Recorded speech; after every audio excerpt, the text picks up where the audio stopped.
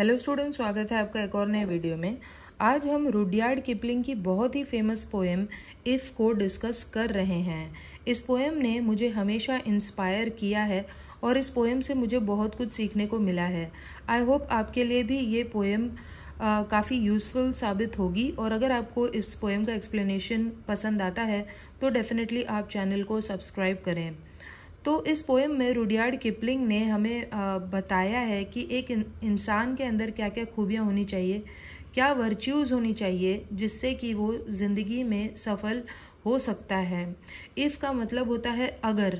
तो इस पोएम की जो ऑलमोस्ट सारी लाइंस हैं वो इफ़ वर्ड से ही शुरू होती हैं। तो चलिए अब हम लोग पोएम के इंट्रोडक्शन को देखते हैं और फिर पोएम को स्टार्ट करते हैं। तो इफ़ जो पोएम है उसे इंग्लिश राइटर और पोएट रुडयार्ड किपलिंग ने लिखा था, जिनका जन्म 1865 में हुआ था और डेथ 1936 में हुई थी, और इसे 1895 में लिखा गया था। The poem first published in Rewards and Fairies 1910 is written in the form of paternal advice to the poet's son John. तो ये जो पोएम है उसे पहली बार पब्लिश किया गया था रिवॉर्ड्स एंड फेरीज नाम के वर्क में, जो कि 1910 में पब्लिश हुई थी। और ये जो पोएम है बेसिकली एक एडवाइस की तरह है कि कैसे एक फादर अपने बेटे को समझा रहे हैं। तो रुडयार्ड किपलिंग के जो बेटे थे जॉन, उनको समझाने के लिए ये पोएम उन्होंने लिखी थी। तो चले अब हम लोग इस पोएम को स्टार्ट करते हैं।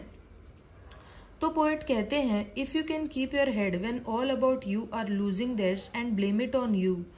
तो वो कह रहे हैं कि अगर कोई बहुत बड़ी समस्या आ गई है, बहुत बड़ी प्रॉब्लम हो गई है और सभी लोग आपको ब्लेम कर रहे हैं, तो अगर तब भी आप अपने पेशेंस को, if you can keep your head का मतलब अगर आप अपने पेशेंस को बरकरार रखते हो और शांत रहते हो, काम रहते हो, काम का मतलब हुआ शांत रहना।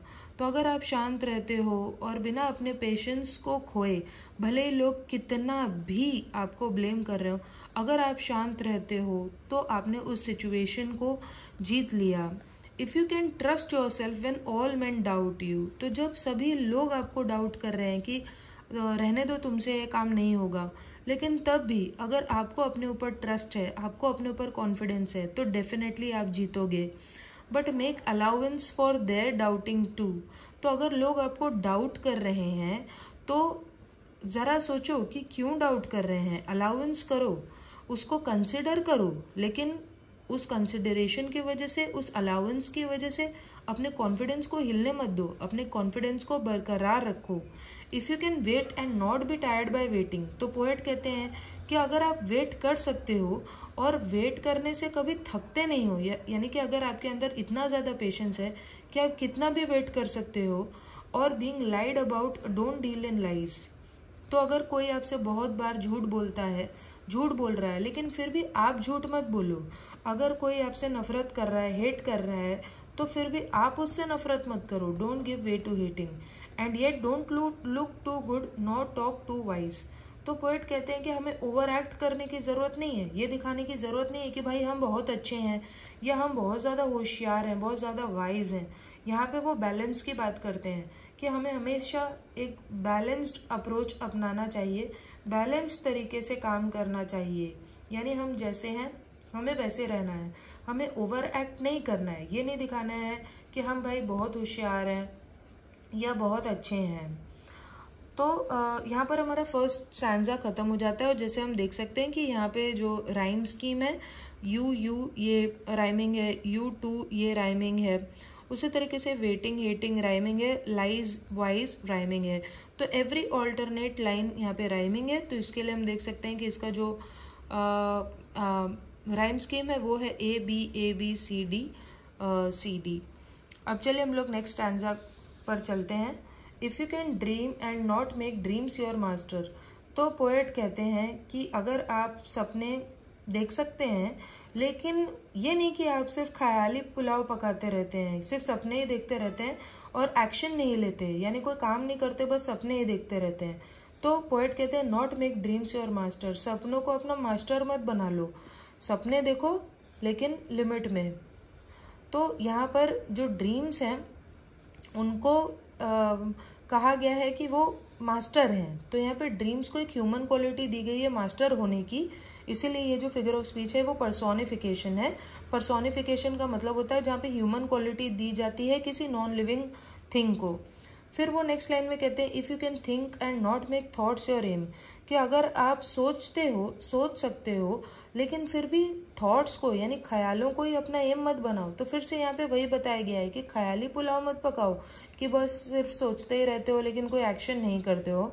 If you can meet with triumph and disaster, अभी ट्रायम्फ का मतलब होता है जीत और डिजास्टर का मतलब होता है हार।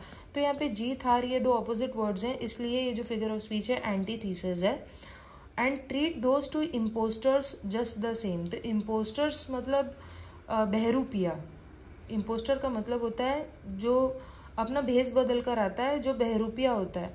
तो वो कहते हैं कि ट्रायम्फ और डिजास्टर यानी जीत और हार एक ही सिक्के के दो पहलू हैं। तो हमें ऐसा नहीं सोचना चाहिए कि भाई हम जीत गए तो हमें बहुत ज़्यादा गर्व या घमंड हो जाए, या हम हार गए तो हमें बहुत ज़्यादा डिप्रेशन हो जाए।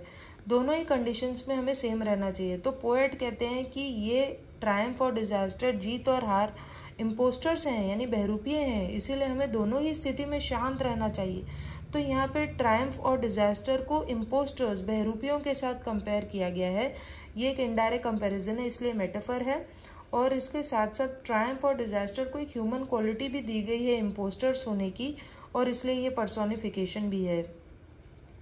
If you can bear to hear the truth you have spoken, twisted by knaves to make a trap for fools. So poet कहते हैं कि अगर आप हमेशा सच बोलते हो लेकिन फिर भी आपके सच को किसी ने ट्विस्ट करके, ट्विस्टेड बाय नाव्स, नेव्स का मतलब होता है डिसऑनेस्ट मैन, किसी डिसऑनेस्ट मैन ने यानी किसी बुरे इंसान ने आपकी बोली हुई बात को ट्विस्ट करके किसी को बताया है, तो आप उस चीज़ से बच कर रहना।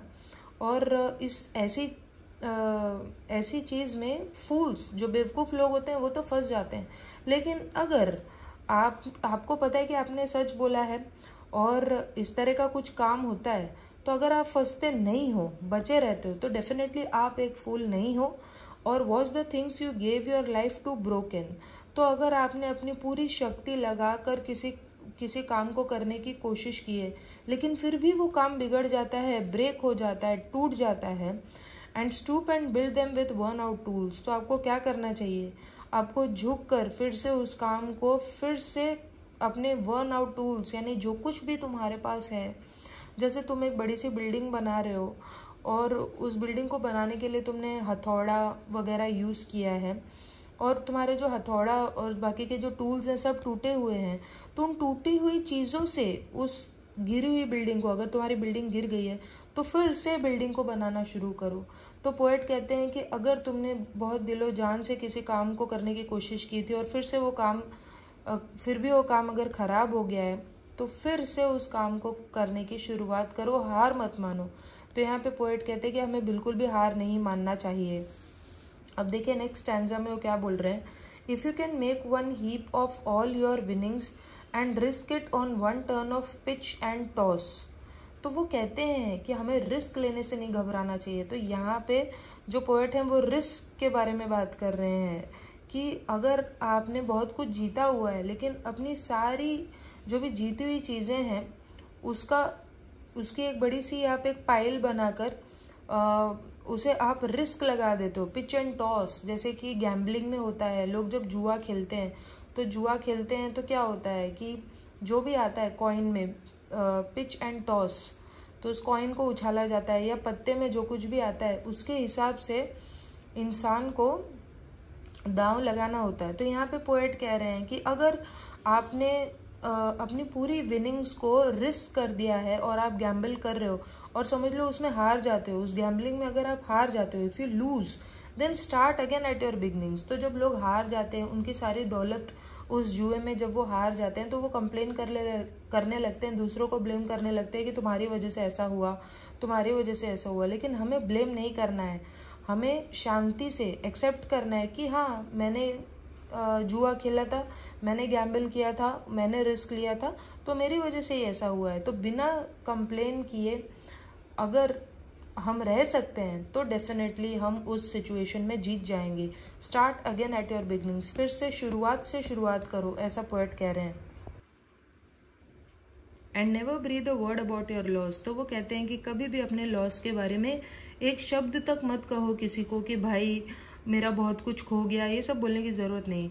फिर वो कहते हैं if you can force your heart and nerve and sinew, तो वो कहते हैं कि अगर आप कितने भी थक गए हो लेकिन फिर भी आप अपने मन को, अपनी इंद्रियों को यानी अपने सेंसेस को अपने काबू में रख सकते हो, अपने नर्व्स को यानी नसों को, सिन्यू का मतलब भी नस होता है, अपने सारे ऑर्गन्स को काबू में रख सकते हो और उन्हें बोल सकते हो कि भाई काम करो, to serve your turn long after they are gone. After they are gone यानी कि अगर आपका पूरा शरीर थक चुका है, आपके ऑर्गन्स थक चुके हैं, लेकिन फिर भी अगर आप उनसे काम करवा सकते हैं लंबे समय तक, तो यहाँ पर पोएट अपने सेंसेस पर कंट्रोल रखने की बात कर रहे हैं।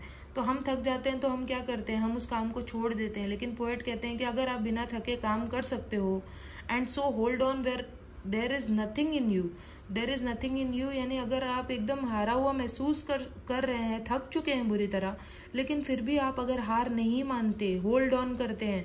होल्ड ऑन करना यानी कि आप फिर भी परसिस्ट करते हैं कि नहीं मैं आगे बढ़ूंगा, except the will which says to them hold on. और अगर आपके अंदर वो इच्छा शक्ति है, विल का मतलब इच्छा शक्ति, जो कहती है कि होल्ड ऑन यानी पकड़े रहो, यानी हिम्मत मत हारो, तो अगर आपके पास ये इच्छा शक्ति है जो कहती है हिम्मत मत हारो, तो डेफिनेटली आप जीत जाएंगे। तो यहाँ पर हार्ट्स, नर्व और सिन्यू ये जो पार्ट्स हैं वो एक्चुअली पूरी बॉडी का एक प्रतीक है, और इसलिए ये फिगर ऑफ स्पीच सिनेक्डो है। और यहाँ पर जो विल है, इच्छा शक्ति है, उसे एक इंसान की क्वालिटी दी गई है, ह्यूमन क्वालिटी दी गई है, जो कह रही है होल्ड ऑन कि आगे बढ़ो। तो ये जो लाइन है वो एक पर्सोनिफिकेशन है। अब देखिए लास्ट लाइन में पोएट क्या कहते हैं, if you can talk with crowds and keep your virtue, तो वो कहते हैं कि अगर आप भीड़ से, तो यहाँ पे जो क्राउड है वो एक सिंबल है, कॉमन लोगों का प्रतीक है। तो वो कह रहे हैं कि अगर आप कॉमन लोगों से बात करते हो और उन कॉमन लोगों के साथ रहकर भी अगर आपके वर्च्यूज आपके पास ही रहते हैं, वर्च्यूज का मतलब वैल्यूज, अगर आप अपने वैल्यूज को खोते नहीं हो, और walk with Kings nor lose the common touch, और अगर आप किंग्स के साथ चलते रहते हो, राजाओं के साथ चलते हो, लेकिन फिर भी कॉमन टच यानी नोबल बड़े बड़े अमीर लोगों के साथ चलकर भी अगर आप बहुत ज़्यादा घमंडी नहीं बनते हो, बहुत ज़्यादा गर्व नहीं करते हो, और आपका जो कॉमन टच है यानी कॉमनर्स के साथ कैसा रहना है फिर भी आपको आता है, यानी अगर आप राजाओं के साथ रहकर भी हम्बल बने रहते हो, if neither foes nor loving friends can hurt you, तो फोज का मतलब होता है दुश्मन, एनिमीज।